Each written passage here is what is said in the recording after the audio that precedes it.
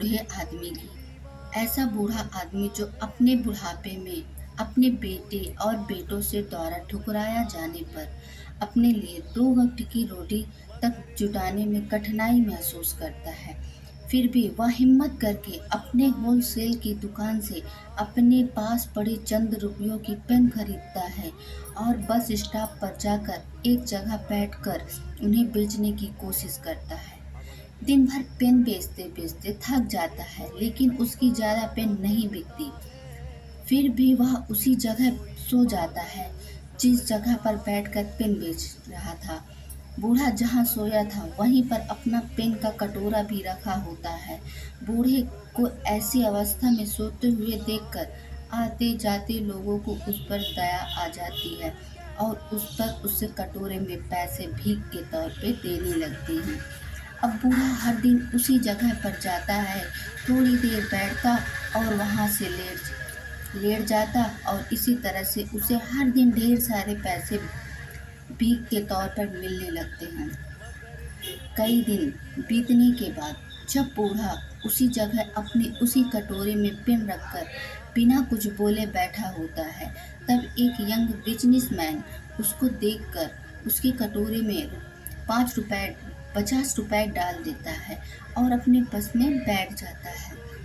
कुछ सेकंड बाद उस बिजनेसमैन को क्या सूझता है पता नहीं कि वह बस से नीचे उतरता है, उस बूढ़े के पास आता है, उस कटोरे से कुछ पेन उठाता है और उसे कहता है कि इस पेन की कुछ कीमत है और मैं आपको कीमत देकर यह पेन ले रहा हूँ। आखिर आप भी एक बिजनेसमैन हैं और मैं भी एक।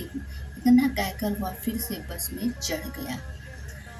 यह बिजनेसमैन के बूढ़े दिल में बात उतर जाती है। उसके रातों दिन अब बूढ़े के दिमाग में गूंजती रहती है। 2 साल बीत जाते हैं। एक दिन यंग बिजनेसमैन एक जगह पर उस बूढ़े को दिखता है और बूढ़ा आदमी उसके पास जाता है और उसे कहता है, आपने मुझे पहचाना? शायद आप भूल गए होंगे, लेकिन मुझे आप अच्छे से याद हो। बिजनेसमैन कहता है, आपके याद दिलाने पर मुझे थोड़ा थोड़ा याद आ रहा है। शायद आप वही बूढ़े आदमी हैं जो कभी उस बस स्टॉप पर बैठकर भीख मांगा करते थे। लेकिन आज तो आपका अंदाज ही कुछ बदला हुआ है। आप सूट बूट में टाई पहनकर यहाँ वहाँ कर रहे हैं। बूढ़ा आदमी उस यंग बिजनेसमैन को धन्यवाद देते हुए कहता है कि आप नहीं जानते, आपने उस दिन एक मुलाकात में मुझ पर कितना उपकार किया है। यंग बिजनेसमैन को कुछ समझ में नहीं आता, क्योंकि उसके हिसाब से उसने ऐसा कोई भी काम नहीं किया था जिसके लिए उसे धन्यवाद दिया जाए। बूढ़ा आगे बताते हुए कहता है, मैं आपको पूरी बात बताता हूँ। उस दिन जब आपने मुझ पर दया न दिखाते हुए अपने पैसों के बदले में मेरे कटोरे में पेन उठाए और जो सब आपने मुझसे कहे कि पेन भी की कीमत और आपकी तरह मैं है एक व्यापारी, इन शब्दों ने मेरे दिल दिमाग पर आंदोलन कर दिया। उस दिन से मैंने सोच लिया था कि मैं कुछ ठान दूंगा। अगर ये मैं यह क्या करूं, क्या कर रहा हूँ। मैंने जिंदगी भर कड़ी मेहनत करके अपना और अपने परिवार का पेट पाला था, तो फिर मैं इस उम्र में कैसे हार मान सकता हूँ।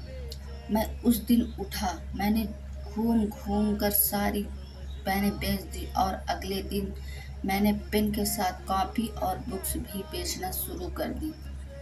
मैंने शुरू के 6 महीने काफ़ी मेहनत की और अपने बेचने की चीज़ें बढ़ाता गया। सिर्फ 6 महीने में मैंने स्टेशनरी की दुकान डाल ली। मेरे अंदर जो मेहनत करने की लगन आपने पैदा की थी, उसकी वजह से मैं इतनी पर हूँ नहीं रुक सका। मैं स्टेशनरी की में भी काफ़ी मेहनत करता था और मैंने कई सारी स्टेशनरी खोल ली और अब मैं सबसे शहर का बड़ा स्टैंडर्ड बिजनेसमैन हूँ।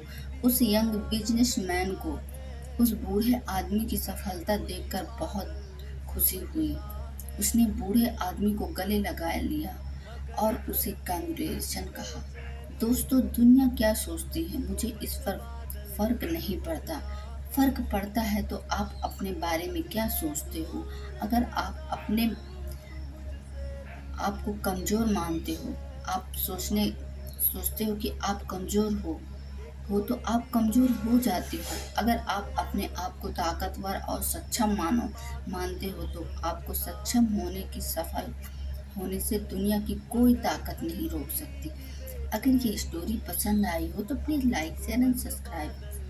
मिलते रहेंगे हम आपको ऐसी मोटिवेशन स्टोरी के साथ। आपको मिलते हैं नेक्स्ट स्टोरी में। तब तक के लिए बाय बाय। कि कोई दीवाना कहता है कोई